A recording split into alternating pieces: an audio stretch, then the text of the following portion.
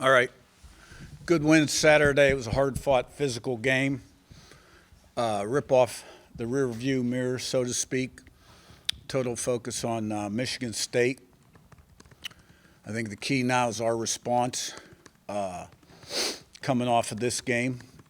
But that's always the key, right?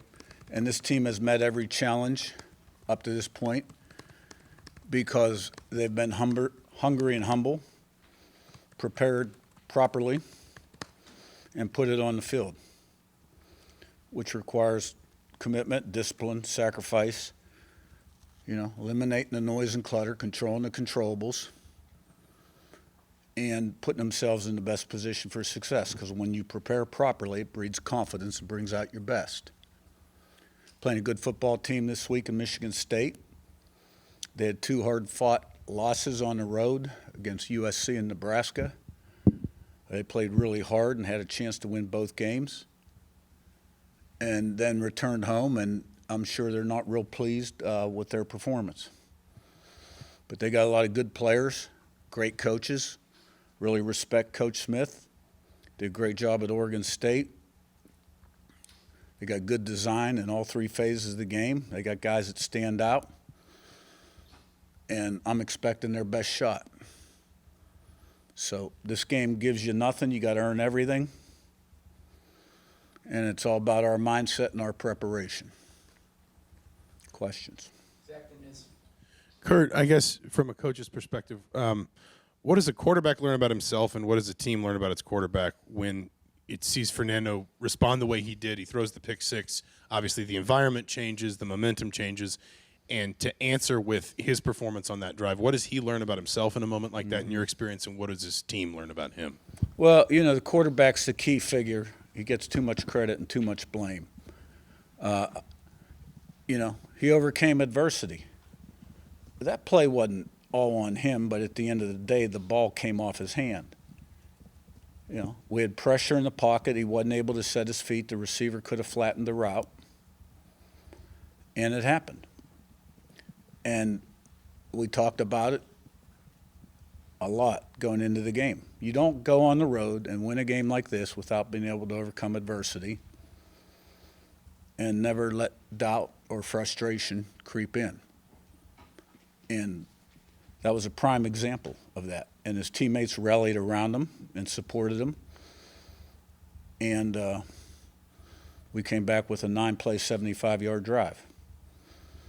And I think offensively, the best things we did was we responded to their scores with two 9-play, 75-yard drives, and then had a great 2 minute before the half again, like we did against Iowa, where in 24 seconds we were able to take the ball downfield, kick a 58-yard field goal, and give us momentum going in the locker room. Defensively, we were tremendous most of the time. TFLs, sacks. Second half, gave up 3 points, had 2 interceptions, gave up 41 total yards, not counting the last drive. Where we were in prevent defense. And special teams.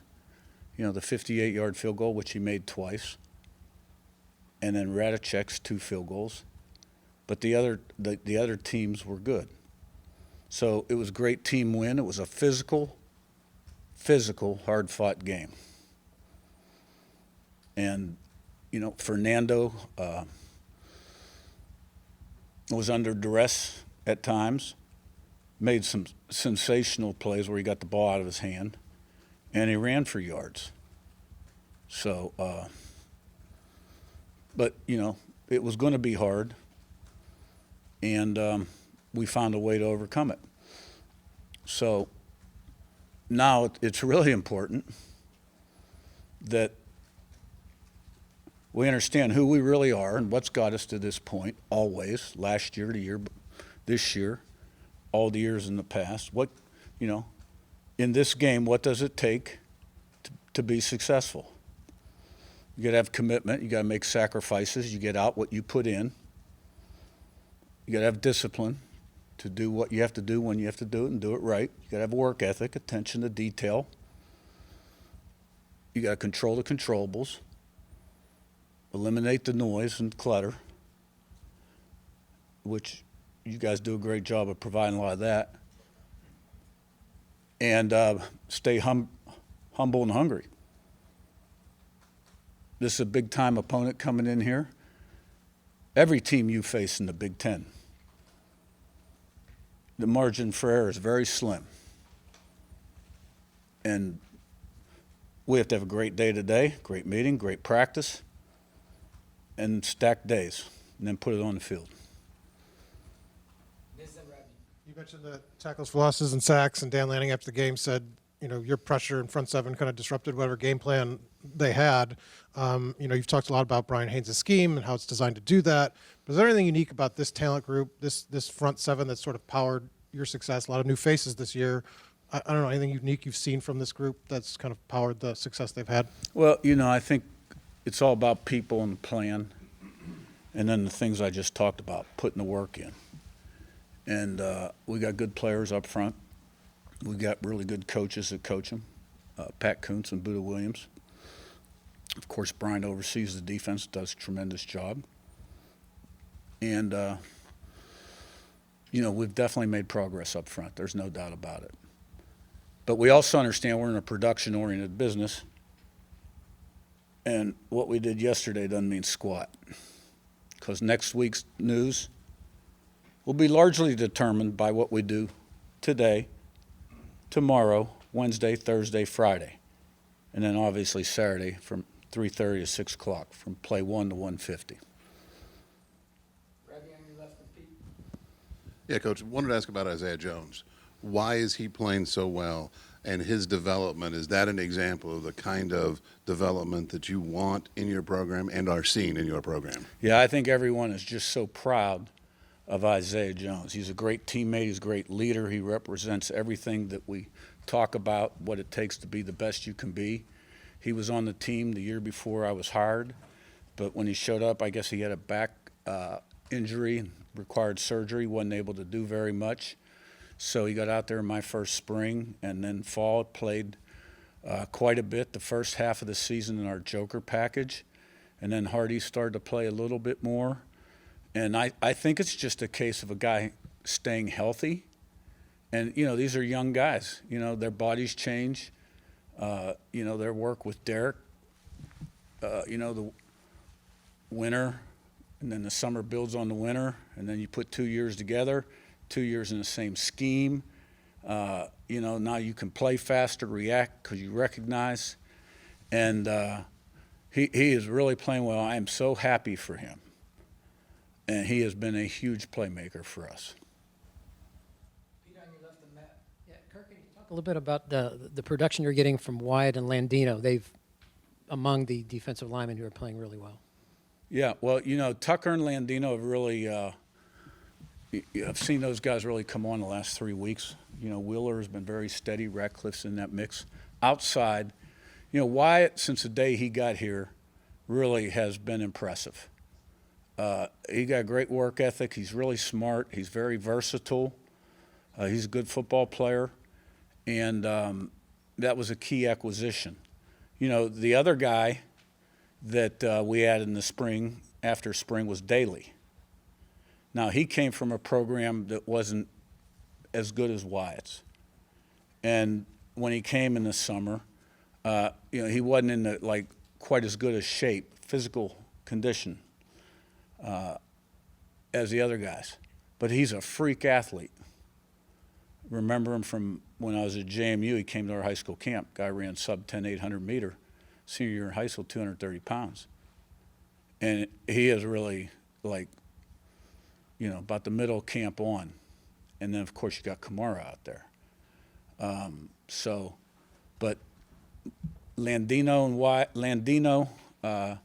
we've always been very high on him.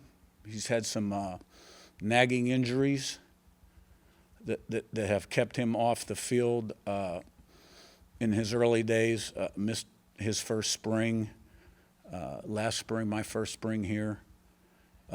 And I see him developing into the player we knew he could be. And, he's got an unlimited ceiling moving forward.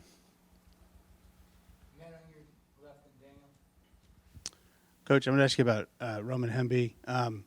He's a guy I always say at Maryland, always known as a speed guy, could run. It seems like, I mean, he does that here, but also it looks like he not only is willing to run in between the tackles and run with power, but he looks like he enjoys it and takes some satisfaction. What have you seen from him, and how big has his addition been for the running game? You know, when you take anyone out of the portal that you don't have a history with, you can research the production, you can watch the tape, you can talk to people, but you really don't know them, right? Until they're here a while and see how they respond to different situations and how consistent they are day in, day out. Roman Hemby's a warrior. That guy gives 100% every day, every play. Physical runner, fast, smart, great hands, great out of the backfield. And, he's a guy that wants the ball, that you can give the ball to, and he's been durable.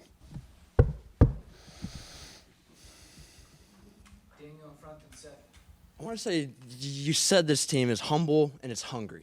Where does that hunger and humility come from on y'all's team?